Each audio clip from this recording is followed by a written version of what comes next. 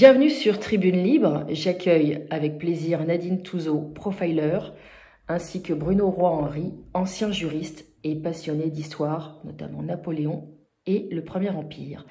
Je suis ravie de vous accueillir. Nous nous sommes penchés sur les questions des mensonges de l'histoire et des propagandes à travers l'affaire du masque mortuaire de Napoléon.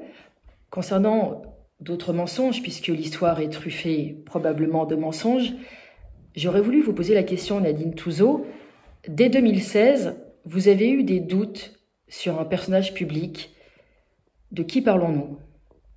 Vous m'avez dit Brigitte Macron. Absolument. Je l'ai dit, absolument. Donc, en effet, oui. Non, je n'ai même pas eu de doute. Je savais que c'était un homme. Je le savais, je l'ai dit à mon entourage qui m'ont rigolé au nez. Qu'est-ce qui vous faisait penser ça?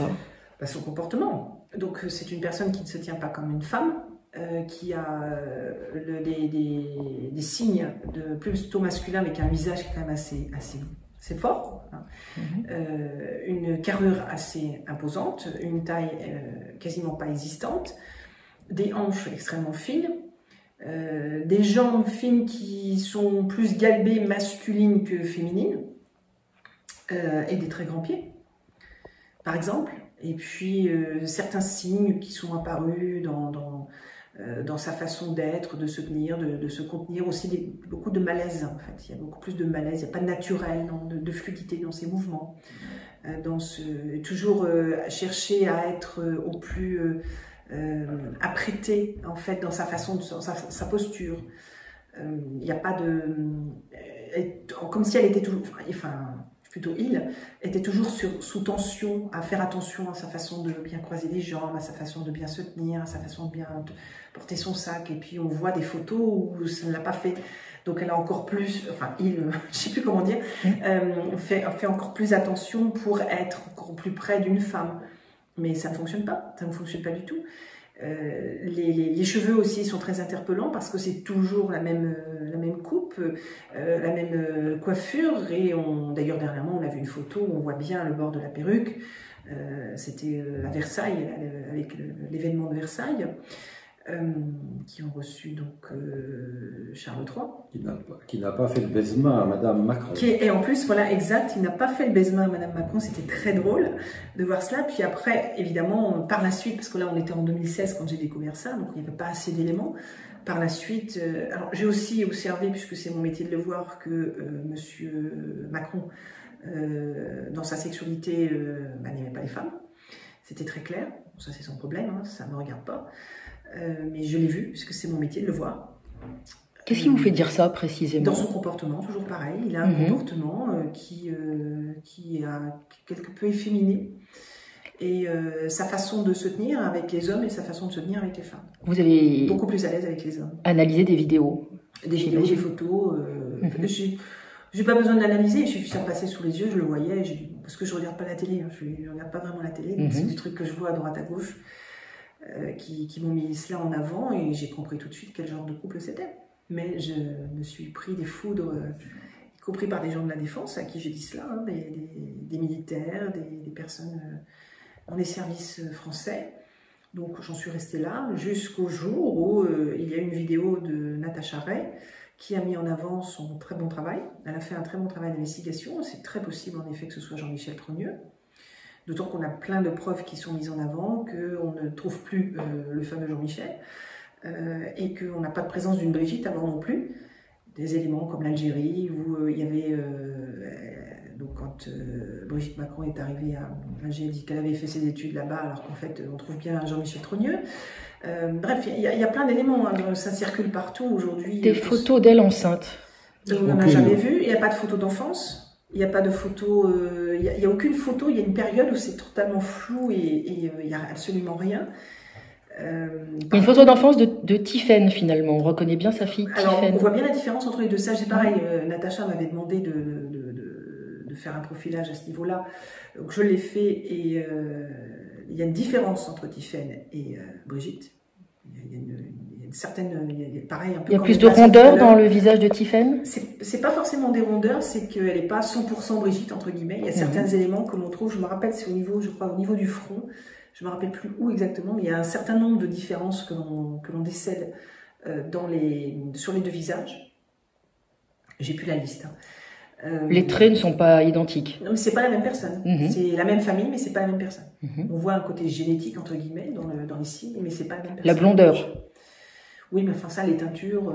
oui. Voilà. Par contre, Tiffen, c'est une vraie femme et c'est ses vrais cheveux. Oui, oui. Par contre, elle, oui. Donc, on a affaire à un mensonge d'État. Oui, c'est ça le plus ennuyeux. C'est après, ils font ce qu'ils veulent de leur vie.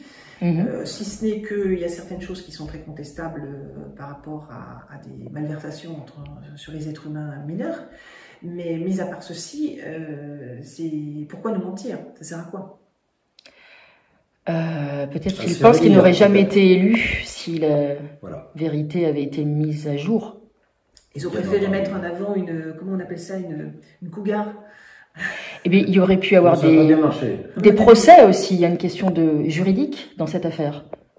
Vous, ancien juriste, vous pouvez le certifier. A priori, il y a des problèmes de date de naissance, par exemple. Si on établit effectivement que Madame Macron est un homme, eh bien, on est en présence d'un mensonge d'État, naturellement. Mais ça nous amène à nous pencher sur les preuves qui sont apportées, comme quoi elle saurait bien ce qu'elle prétend. Ça veut dire que le mariage ne serait pas valide, puisqu'il s'est noué avant la loi sur le mariage pour tous, puisque si ma mémoire est bonne, il date de 2007, donc il a été fait sous l'empire de l'ancienne loi, et évidemment à ce moment-là, on ne pouvait pas marier deux hommes entre eux, d'une part. Et puis d'autre part, ça suppose aussi qu'un certain nombre de pièces officielles aient été falsifiées.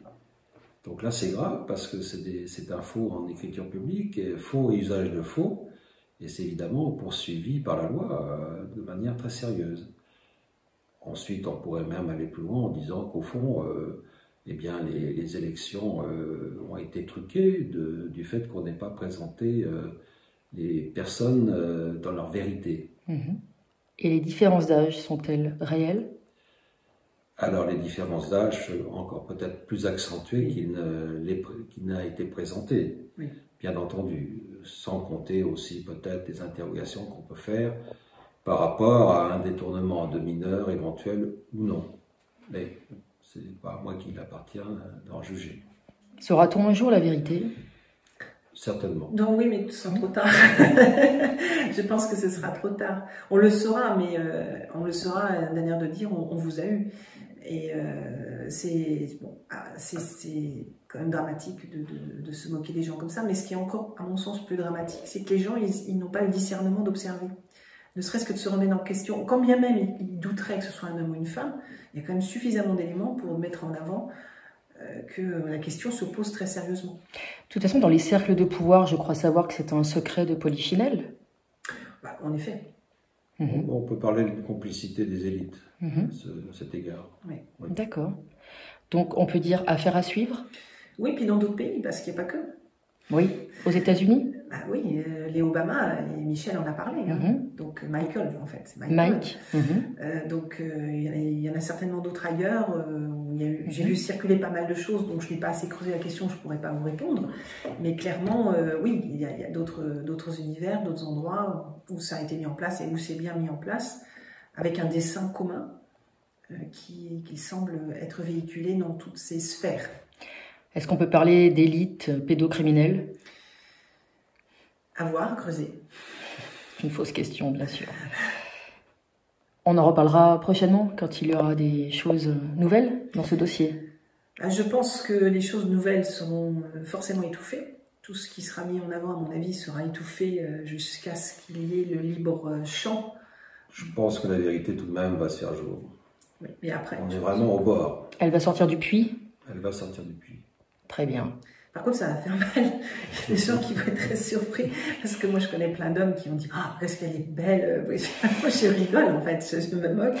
Mais parce qu'en fait, on se disait c'était un homme qui avait les traits assez fins au départ, Jean-Michel Trogneux. Oui. C'est plus facile de transformer Jean-Michel Trogneux en femme que Gérard Depardieu, par exemple. Oui, c'est évident. Sauf selon les critères féminins. Oui. Toujours est-il, c'est qu'en vieillissant, un homme ne vieillit pas pareil non plus qu'une femme. Et puis il y a la on dit qu'il vieillit mieux. Voilà. Cela dépend des cas. Je ne te contredis pas.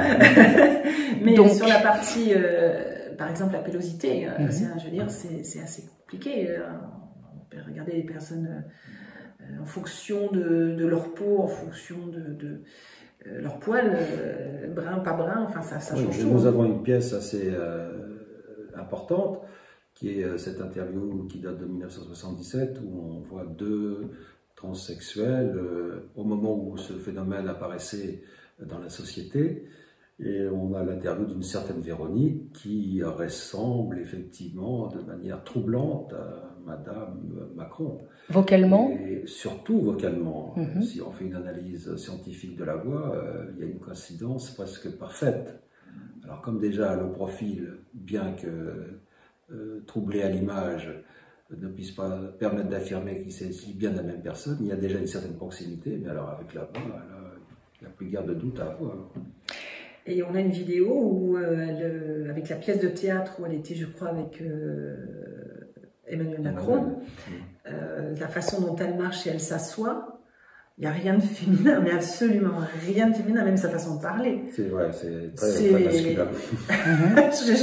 Le positionnement des jambes, vous voulez dire? Ah oui, puis la façon de marcher, la façon de s'asseoir, la façon de se bouger, cette façon d'avoir ce buste en avant, et vraiment rien de féminin, parce que une poitrine, ça se porte, hein, donc qu'elle soit forte ou pas, se mettre en avant, c'est souvent se faire mal pour nous les femmes, parce qu'on doit porter notre poitrine. Alors en l'occurrence, certains observateurs font valoir que cette poitrine, elle est à géométrie variable. Oui, c'est vrai. Oui, non mais c'est clair, mais bon... Suivant l'humeur du jour, donc, ou de monsieur, et de madame.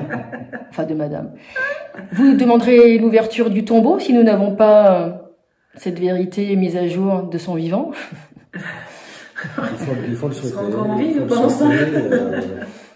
D'ailleurs, à ce sujet, je pourrais citer une dernière anecdote, mais alors là, on change complètement de sujet, on revient à Napoléon.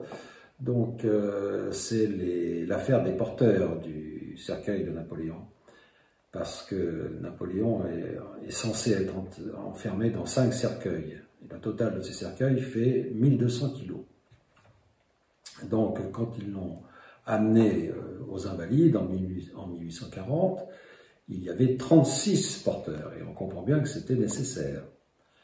Or, en 1861, quand les cercueils ont finalement été descendus dans la crypte des Invalides pour être au sein de la cuve en porphyre, c'est du faux porphyre, mais bon,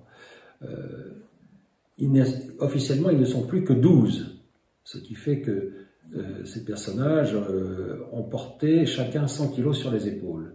C'est impensable, c'est certainement faisable sur un plan athlétique, mais avec des personnes choisies et très en forme, mais certainement pas avec des recrues, même si c'était officiellement les 100 gardes de Napoléon III.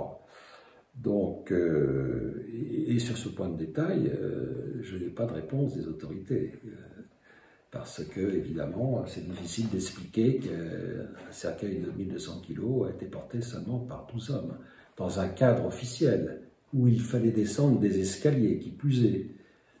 Bon, c'est invraisemblable.